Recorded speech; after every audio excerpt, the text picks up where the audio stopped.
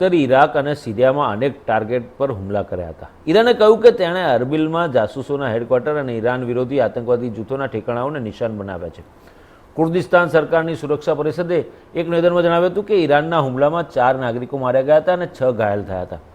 આ missiles American consulate પાસે પડી હતી. એક અમેરિકી સંરક્ષણ અધિકારીએ જણાવ્યું હતું કે આ હુમલામાં અમેરિકી સુવિધાઓને કોઈ અસર થઈ નથી. એક ઇરાકી અધિકારીએ જણાવ્યું હતું કે અરબિલ પર અનેક બેલાસ્ટિક મિસાઇલ્સ છોડવામાં આવી હતી. ઈરાન સમર્થિત ઇરાકી મિલિશિયાના એક અધિકારીએ જણાવ્યું હતું કે 10 મિસાઇલ્સ યુએસ કોન્સ્યુલેટ નજીકના વિસ્તારમાં પડી હતી. તેમણે કહ્યું કે આ મિસાઇલ્સ ઈરાનના રિવોલ્યુશનરી ગાર્ડ્સ દ્વારા લોન્ચ કરવામાં આવી હતી. ઇસ્લામિક સ્ટેટ જૂથે આ મહિનાની શરૂઆતમાં જ ઈરાની જનરલની સ્મૃતિમાં 2 આત્મઘાતી બોમ્બ વિસ્ફોટની જવાબદારી લીધી હતી. આપણે જણાવી દઈએ કે આ કાર્યક્રમમાં રિવોલ્યુશનરી ગાર્ડ જનરલ કાસિમ સુલેમાનીના સન્માનમાં આયોજિત કરવામાં આવ્યો હતો, જેમાં 84 લોકો માર્યા ગયા હતા અને 284 લોકો ઘાયલ થયા હતા.